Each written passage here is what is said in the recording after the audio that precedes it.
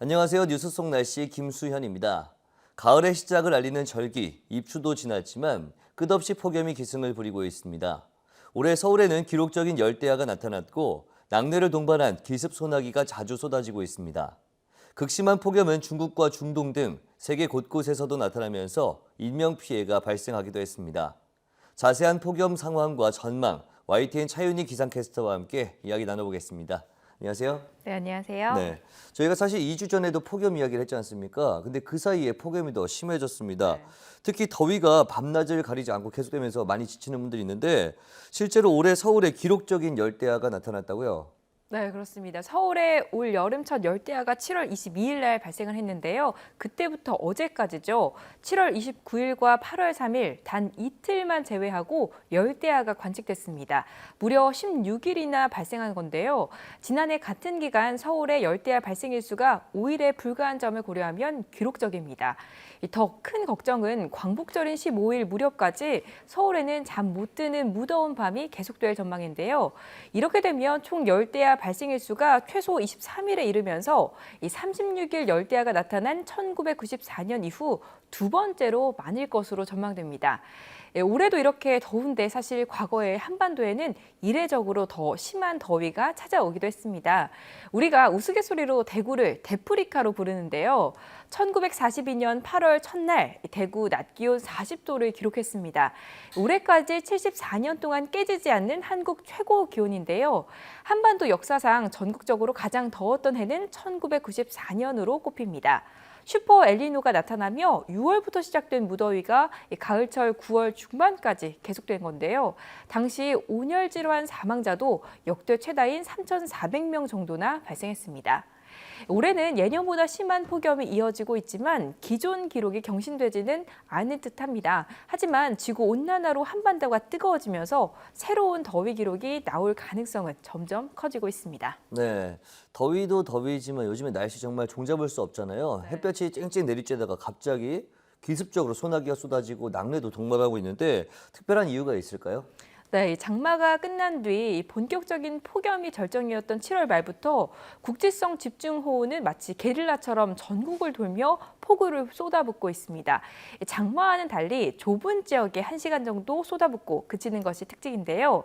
지난주에는 경북 영양군의 산이 계곡에서 시간당 30mm 이상의 강한 소나기로 인해 피서를 즐기던 17명이 고립되기도 했습니다. 낙뢰도 급증했습니다. 하루에 10,000번 정도씩 낙뢰가 발생한 적이 많았는데요. 바로 한반도 남쪽에 있는 북태평양 고기압이 계속해서 덥고 습한 공기를 몰고 오기 때문입니다. 공기는 덥고 습할수록 가벼워지기 때문에 불안정이 심해지는데요. 특히 덥고 습한 공기 상층에 찬 공기가 머물고 있어 공기가 더욱 심하게 요동치고 있는 겁니다. 당분간은 한반도가 북태평양 고기압 가장자리에 머물 것으로 보여 게릴라성 폭우와 낙뢰가 잦을 것으로 전망했습니다. 특히 여름철 소나기는 지역을 예측하기 어려운 만큼 계곡 피서객들의 각별한 주의가 필요합니다. 지난주 금요일 서울은 36도로 올해 들어서 가장 더웠습니다. 그런데 같은 서울이라고 해도 서초 같은 경우에는 39도까지 오르는 등 지역별로 좀 차이가 있었는데 특별한 이유가 있을까요? 네, 같은 서울이라고 해도 주변 환경에 따라서 폭염의 강도가 다르기 때문인데요.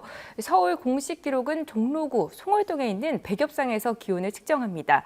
하지만 이 대표적인 도심 지역인 서초구는 아스팔트 도로와 시멘트 건물 등에서 나오는 열기가 더해지고 특히 도심 빌딩은 공기 흐름을 방해해 열기가 빠져나가지 못하는데요. 바로 이게 열섬 현상입니다. 즉 열섬 현상이 도심을 중심으로 폭염의 기세를 키웠다고 볼 수 있습니다.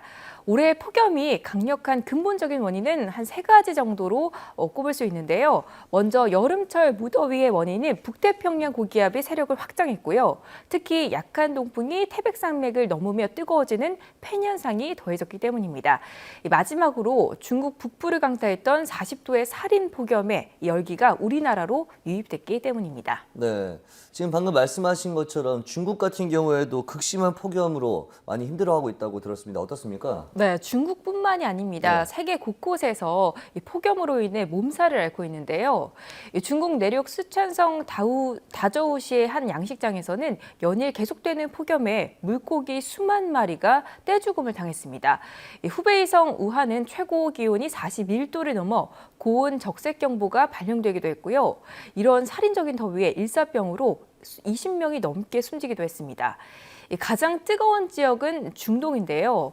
50도를 오르내리는 기온에 이라크 남부는 체온보다 17도 이상 높은 54도에 육박했습니다.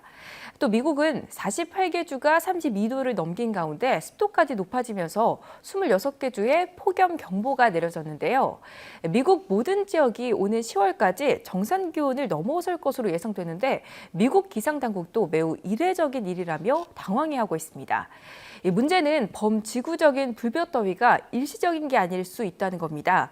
이 대기 오염으로 인한 기후 변화가 원인일 가능성이 큰데요.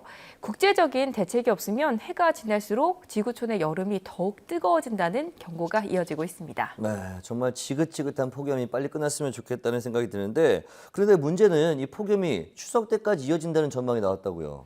네, 9월에도 더위로 방심하시면 안 되겠습니다. 일단 폭염의 고비는 넘겼다고는 볼 수 있겠습니다. 지난주처럼 서울이 36도까지 치솟을 가능성은 적겠지만 33도 안팎의 폭염은 일주일가량 더 이어지겠습니다.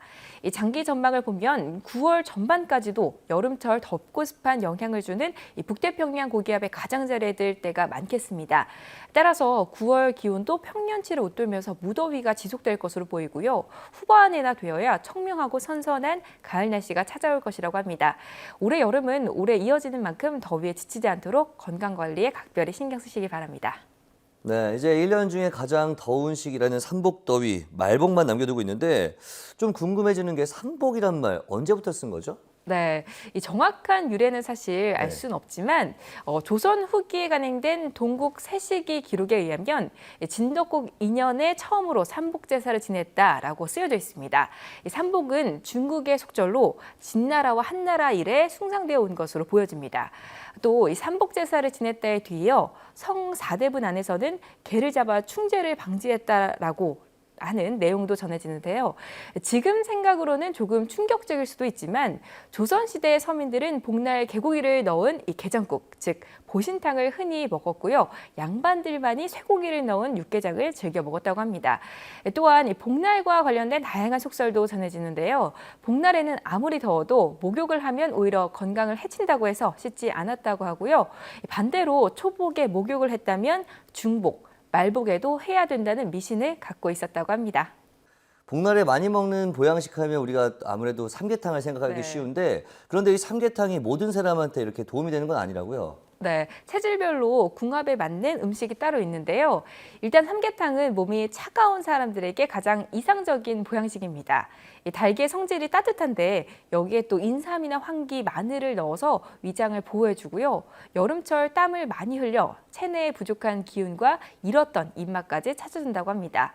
또한 소고기 역시 따뜻한 성질을 가지고 있습니다. 반대로 몸에 열이 많다고 하면 삼계탕 대신 오리를 드시면 좋다고 합니다. 오리가 음기가 강하다고 하고요. 돼지고기 역시 찬 음식입니다. 또한 장어도 많이 드시는데요. 장어가 불포화 지방산이 풍부하기 때문에 혈액순환에 도움을 준다고 합니다. 삼복더위 벌써 초복과 중복이 지나고 16일인 말복만을 남겨두고 있는데요. 긴긴 더위에 지친 몸과 마음을 달래줄 맛있는 보양식으로 건강 챙기시기 바랍니다. 네, 본인의 체질을 조금 잘 살펴보고 음식을 선택해야겠다 이런 생각이 드네요. 네. 오늘 말씀 고맙습니다. 네, 감사합니다. 네, 뉴스 속 날씨 오늘 준비한 소식은 여기까지입니다. 시청해주신 여러분 고맙습니다.